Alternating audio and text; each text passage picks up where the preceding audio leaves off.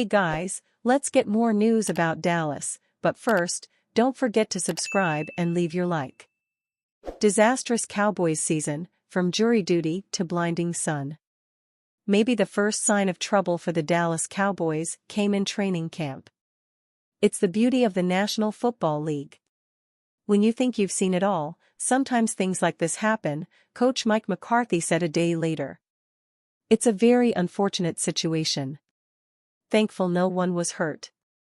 In the 3 months since, as the Cowboys' season has deteriorated into a 3-6 record going into Monday's game against the Houston Texans, there have been a series of when you think you've seen it all moments. Individually, maybe they don't mean much. Collectively, they help paint a picture of a season gone awry. At the start of the season, the Cowboys had the 4th best chance to make the Super Bowl in the NFC, according to ESPN Analytics. With 8 games remaining, they have a 0.2% chance. There's opportunities that come in front of you, tight end Jake Ferguson said, and while you still may have lost some games, it's not burn the tape. It's watch and learn from it and then move on to the next. Where outsiders might see chaos and misery, McCarthy sees consistency in the message. I would say this, the reality of what goes on inside the locker room and coaching operation has been very consistent, McCarthy said. I think like all of this, it's been like this my whole career. When things don't go the way you want them to go, you knuckle down and go a little harder. That's the only thing I've seen. We've put a lot of time and energy in this. Not only on a daily basis in season. This goes back to April. I haven't seen anything change. McCarthy can cite GPS numbers from chips players have in their uniforms to compare last season's practices to this one's, which are as high or higher when computing a player's workload. Regardless of what happens the week before, something else can change for the good or the bad, cornerback Jordan Lewis said. So we can't look at it like everything is falling downhill. But how many other teams have lost a player to jury duty this season? Brandon Aubrey, the Cowboys' All-Pro kicker, missed a week of scheduled practice before the October 27 game against the San Francisco 49ers because he was picked to serve on a jury for a felony case. Although he was willing to serve, he figured he would not get picked because of his celebrity status. Yet he was. In order to get his work in after he was done in the courtroom, Aubrey came to the Star at around 7 p.m.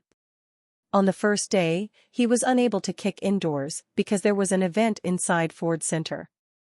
On the second, the stadium was hosting a high school football game. Aubrey, holder Brian Anger and long snapper Trent Sieg, as well as special teams coordinator John Fassel, had to work in almost complete darkness on the outdoor fields. They got some help from floodlights and the 19,200 lights shining down from volume, the sculpture hanging from the ceiling in the lobby of the Star. Making matters worse, the sprinklers came on as he was about to kick. It's tough to see when you're kicking in the dark. You can't really see where you're kicking. And for Brian, in particular, trying to catch the snaps, he had a hard time at first tracking the ball and hitting the spot, Aubrey said. It makes my job harder, especially when I can't see what spot he's put the ball down on very well. CeeDee Lamb's playing status gets crucial update before Texans Cowboys. The Houston Texans are in need of a big win. They are 6-4 on the season, though they've dropped 2 straight games while suffering defeat in 3 of their last 4 outings. Their season took a turn when superstar wide receiver Nico Collins hit injured reserve. However, Collins is set to return to the gridiron on Monday as the squad hits the road for a short trip north to take on the Dallas Cowboys in a primetime matchup. Arguably, the 2 most impactful offensive players outside of C.J. Stroud will be healthy at the same time again. Collins wasn't the only superstar wide receiver to get an important injury update this week, though.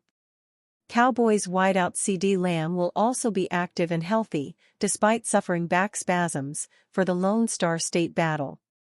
Cowboys WR CeeDee Lamb, back spasm, will play MNF, barring setback, Ian Rappaport shared in a string of news on social media. The Cowboys are in a bit of a worse spot than the Texans right now. They've got a 3-6 record and are winless on their home field, which bodes well for Houston as the road team in the matchup. Cowboys starting quarterback Dak Prescott will be out for the season, too, meaning they'll be playing with a backup signal caller. The Texans should be able to come away with a big win and start building some momentum in their favor as they work through the latter half of their schedule as potential Super Bowl contenders. Superstar 27 TD running back sends strong message on joining Cowboys. The Dallas Cowboys have no shortage of needs to address this offseason, even while rumors swirl about potential head coaching candidates. Even if the Cowboys move on from head coach Mike McCarthy, Dallas is going to need to bolster multiple positions on the roster, including running back. Boise State star Ashton Jeanty is projected to be the top running back selected in the 2025 NFL Draft. Jeanty is already making his case to be selected by the Cowboys. "If I could script it, my family is all in Texas," Jeanty explained on the November 12, 2024, edition of Kickin' It with D. "I used to play in the Cowboys practice stadium. So, family being there, all the connections, all the relationships, I feel like that would just be the perfect city to play in. Hey, Jerry Jones, you know what to do." The Cowboys have relied on a rotation of Rico Dowdle, Ezekiel Elliott and Dalvin Cook with mostly underwhelming results. Heading into Week 11, the Cowboys were averaging just 83.7 rushing yards per game, which is the second lowest among NFL teams. Dallas opted to pass on taking a running back in the 2024 NFL Draft, but will get a do-over in April. Jeanty is putting up video game numbers this season at Boise State, which has put the playmaker among the top Heisman Trophy contenders.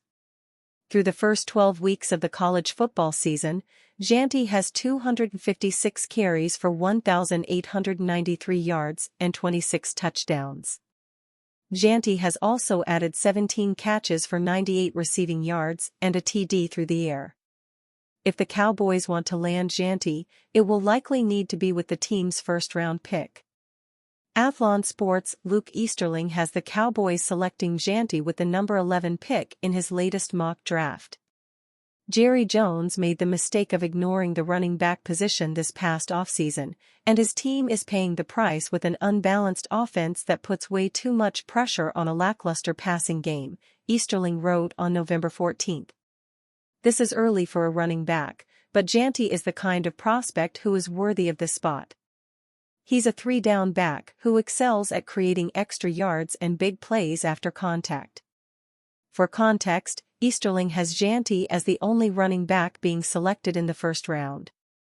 Yet, it looks like Dallas would need to snag Jeanty early in order to have a chance at landing the Boise State playmaker.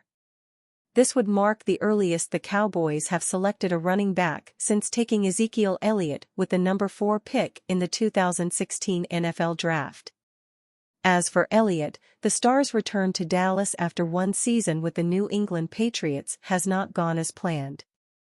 Elliott is averaging a career-low 3.2 yards per carry this season. Even if the Cowboys pass on Jeanty, Dallas will likely be in the running back market with one of their Day 2 selections. And you fan? What do you think of the situation of Ashton Jeanty? Leave your opinion in the comments.